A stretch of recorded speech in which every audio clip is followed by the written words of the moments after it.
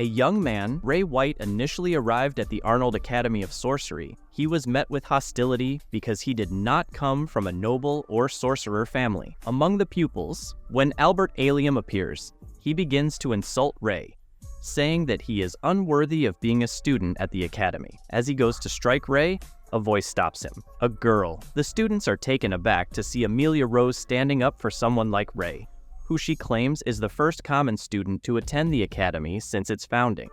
Rose also advises Ray to approach her for assistance whenever he needs it. Amelia Rose is one of the top 3 noble families in the kingdom. Ray thanks her, and they quickly depart.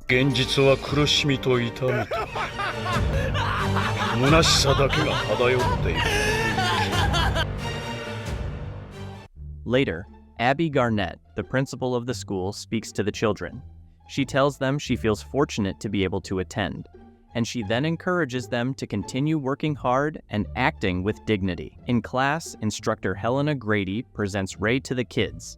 Amelia, the new student representative, is called up to speak. She makes a commitment to inspire her fellow students to do good and make the school proud, but the most of them are uninterested. When the teacher asks the class how many ranks of sorcerers they have, Amelia gets up and responds, saying there are 5: bronze, silver, gold, platinum, and brand. The instructor proceeds to inform the students that there can only be 7 grand sorcerers at any given time, and that these are the most powerful of all. She claims that some of the 7 have their identities revealed, while the others remain unknown. Among the 7 are the principal Abby, Caroline Carroll, and the sorcerer known as the Iceblade Sorcerer, who is credited as being the hero of the Far East War. However, the sorcerer known as the Iceblade Sorcerer vanished after the war ended and hasn't been seen since. These 3 are the only ones that are known among the 7. When it comes time to put their sorcery skills to the test, Allium gets up and confronts the teacher, asking why an average person is attending the academy. Elena responds that Ray passed the examinations and put in the same amount of effort as everyone else in the room. When Ray struggles, Aaliyah makes fun of him. Later, when Ray runs into the quiet, reserved student inside the library, she introduces herself as Elisa Griffith. The two talk about their favorite author, Dr. Ainsworth, and Ray finds out that Elisa is a half-elf. Ray tells her not to cover her ears because she looks gorgeous. That evening, Ray arrives at his dorm room and meets with his roommate, Eva Strong. When the duel finds out the next morning while jogging that they both have fantastic, well-built physique, they hit it off right away. Ray meets Rebecca Bradley, a third-year student, whose family is among the top 3 noble families. Rose is among the top 3. Bradley and Algren are strolling through the school hallway when Ray spots Clarice Cleave. He compliments her, and the two hit it off right away. Ray then goes into the principal's office. Based on their conversation, it appears that they know each other. Ray then calls her Colonel, but she quickly corrects him. Shortly after, the students go outside for a practical class. Ray and Alien are paired for a mock sword fight. Alien tries to attack Ray, but Ray easily defeats him. Alien can't believe his eyes. Abby calls Ray the Iceblade Sorcerer and expresses her happiness that he is enjoying his time as a student. Ray and Eve practice their bodybuilding exercises in their room. Ray says he wants to be a part of 2 school clubs. Evie tells him he can join his club. Later, when Ray arrives at the location of the Environmental Research Club meeting, Evie is present, along with the other members. The organization's leader greets Ray and tells him that they explore the forests, rivers, and glaciers. Because they are known as hunters, he says that only physically fit individuals are allowed to join the group. Ray has a fantastic body. When he takes off his clothing, he just appears scrawny, explaining that he trained in the backwood forests. He then shows them his Goal Hunter license. Following his admission into the club, Ray travels to the Plant Research Club to join them. The only male member to desire admittance is Ray. The other members are all female, with Rebecca Bradley serving as the group's head. Rebecca chooses to give Dinah the race case for review. If Ray passes her exam, he will be accepted. Dina complains to Raising Acceptance and claims Ray won't be able to take care of flowers very well. Dana leads Ray to an area covered in weeds where they intend to create a garden. She gives Ray 7 days to get rid of the weeds and prepare the area for a garden, which he agrees and begins working on in 4 days. After completing the site preparation, Ray finishes working on it. Rebecca brings him a fruit sandwich and reveals that she is the president of the student council. She also informs Ray about an upcoming competition called the Magic Chevalier, which will feature the strongest magic sword fighter, and maybe the academy shortly after Dinah reluctantly approves of Ray's entrance into the club. Ray is given an assignment by Abby to find a spy who has entered the kingdom. When Ray discovers Clarice studying insects, he is taken aback when she says that she finds insects more fascinating than dogs or cats. Ray agrees to be Clarice's buddy and admits that he also likes bugs. Clarice enthusiastically accepts the offer. In class, Ray answers a technical question, captivating the entire class. Helena then instructs them to divide into groups of 4, explaining that they will be participating in a practical exercise in the Kaka Forest. Ray and Evie form a team, and Ray also extends an invitation to Elisa to join them. Despite Elisa's physical weakness, Ray reassures her that everything will be okay and that they won't find another participant. Amelia approaches Ray and expresses interest in joining his group. At the forest's entrance, all the groups gather, and Helena informs them the rules. The first group to reach the middle and return wins. There are checkpoints along the route, and they must collect a stamp at each one. The exercise, which will last for 24 hours, will involve the students navigating a dangerous forest full of monsters. The group will split up to their starting points, and when the time comes, Ray will eliminate every monster he finds along the way. The alien group, on the other hand, won't even know which way to go. Later that night, Ray will consider telling his friends who he really is, but he will brush it off. The next morning, the group will hear a scream from the distance, and Ray will rush over to investigate. The alien group has been cornered by a monster, but he will easily defeat it and take care of Allium. Amelia, Elisa, and Evie will arrive after Ray defeats the monster on his own. When a sorcerer hidden in the woods throws a magical dart at the monster Ray just defeated, the monster comes back to life and even appears stronger and angrier than before.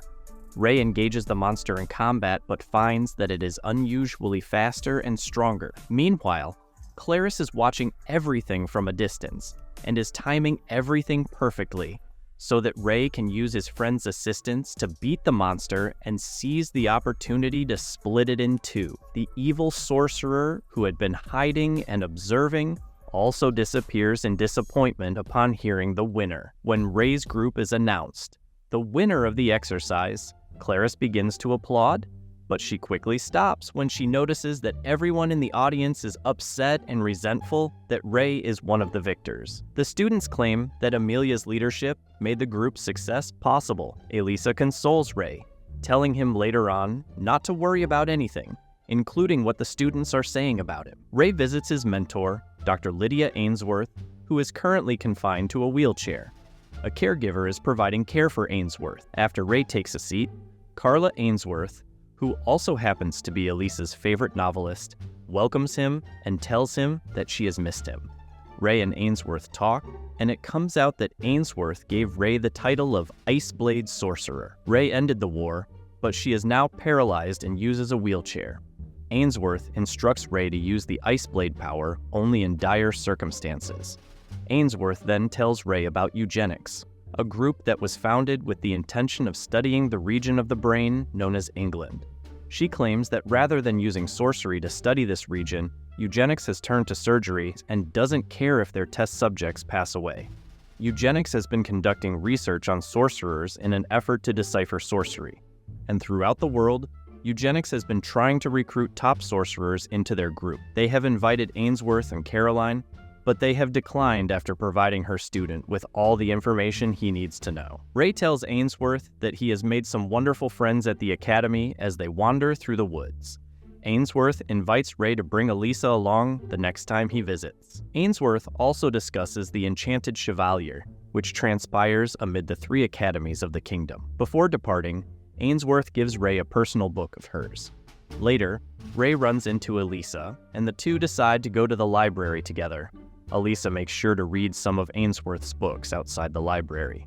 The 3 decide to go out to eat together at the restaurant. After they finish eating, Elisa and Clarice leave, and Ray sees Amelia from a carriage. They greet each other, and when Amelia finds out that Ray went out with Elisa and Clarice, she demands that Ray go with her. The two then go to a clothes store, where Ray compliments Amelia on her outfit choices. One day, Helena Gray invites Ray to her office and encourages him, telling him not to pay attention to what other students are saying about him. She also says that Ray is free to come to her for anything. Ray thanks Helena Gray for her hospitality. Allium is spotted working out really hard in the forest while the evil sorcerer observes from a distance. After the morning meeting at the Environmental Research Club, Ray dashes to his second club to finish his work. Dina gives him the club key and tells him to take care of things before the other club members show up. Ray opens the changing room while taking care of the room and runs into Rebecca, who is getting ready. He apologizes, and Rebecca says it's nothing, claiming that her gym class ended early, which is why she was at the club earlier than usual. After that, Rebecca shows Ray some research on carnivorous plants, claiming that they have already evolved and can now use sorcery. Rebecca expresses her delight in being able to impart fresh knowledge to Ray. Ray is informed by Rebecca that he will be working for the Mystical Chevalier as an organizational staff member. Rebecca was then asked if none of the third highest aristocratic families were attending the academy. She replied that the Algrins attend the Diem Academy of Sorcery instead. After that, Rose saw Ray training for the Magic Chevalier and begged the teacher to let her fight Ray, which Ray agreed to. As the duel starts, Ray finds that Rose is swift, but her blows are not powerful. The students seeing the duel are shocked that Ray is matching Rose's fighting prowess,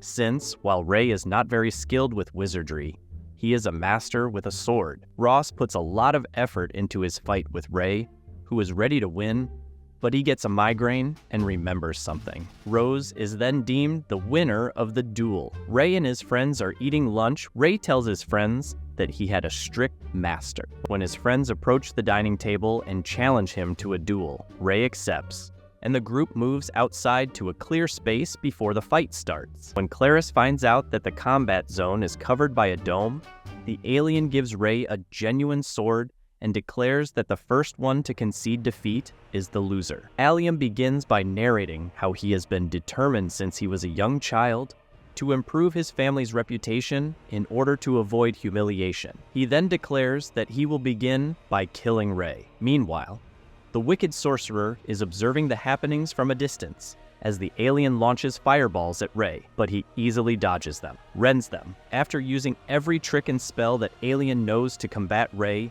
after his pals are taken aback by his might, he collapses in tears and concedes defeat. Amelia begs Ray, in a firm voice, to reveal who he is. Ray is about to confess. As the wicked sorcerer appears, the sorcerer uses his magic to pin the other pupils to the ground, holding Ray in place. The sorcerer reveals his countenance and reveals himself to be their instructor, comes to the realization that Helena has been terminating students and using their engrams for her research. She is also accountable for the monster in the forest, which Ray was able to defeat. Helena is a member of the eugenics movement and now wants Ray's engram. She also created the dome and intends to eliminate every student in the dome at once in order to elevate her status in the field. Ray gets ready for battle, but Helena teases him, calling him a bad fighter who can only use magic in close quarters. Despite this, Helena is sure that Ray won't hurt her, so she sends fire snakes after him, which he avoids. Helena then directs the fire snakes toward Ray's friends, who are currently defenseless. Ray then uses his ice blade magic to defend his friends. Ray informs Helena that he has been given the mantle, much to her astonishment. Helena claims the Isoblade sorcerer vanished after the war. Ray forges multiple ice blades and wields them to sever all of Helena's strikes directed at him. Helena attempts to flee, but Rake slashes her leg with the sword. Helena then declares that she has surrendered and tries to mislead Ray once more, but it is ineffective since she knows that Ray wants to turn her over to the authorities rather than murder her. Helena pulls out the research key, which contains all of her spells and codes. Ray and Helena get into a fierce struggle as Helena inserts the key into her brain, turning her into a huge, terrifying monster. Ray is the target of Helena's every spell attempt to destroy him, but he is strong enough to resist them. Helena quickly observes that Ray is still unable to effectively manage his power. Ray's body begins to cover in ice. Helena notices this and takes advantage of it, throwing herself fully into an ice spear attack.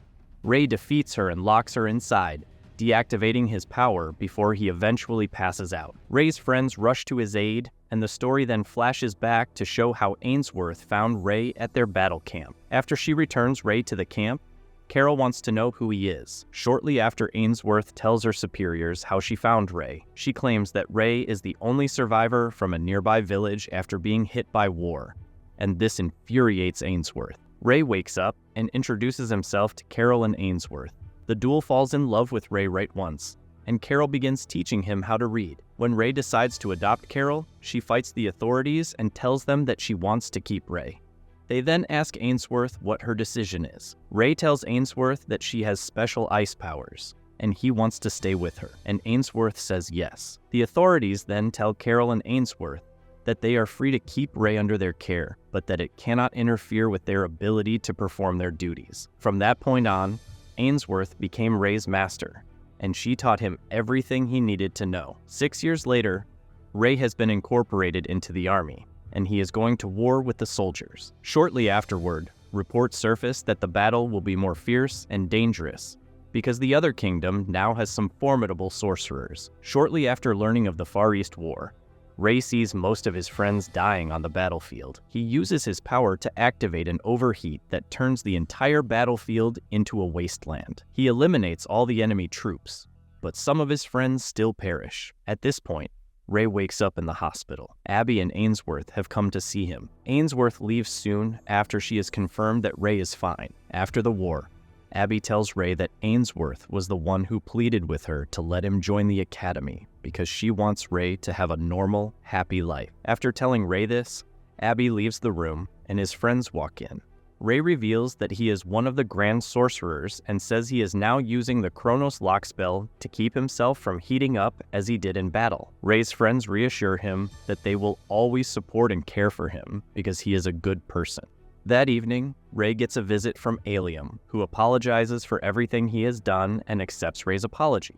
Ray says, but he must not allow his family's legacy to lead him astray. Ray for his counsel. When a new instructor shows up to take Helena's class, it turns out that Carol is the new instructor. While Caroline Amelia is in the shower, she considers the high standards that everyone around her holds her to. She also considers how resilient Ray has been in the class now. Carol explains to the student how Chevalier's magic works.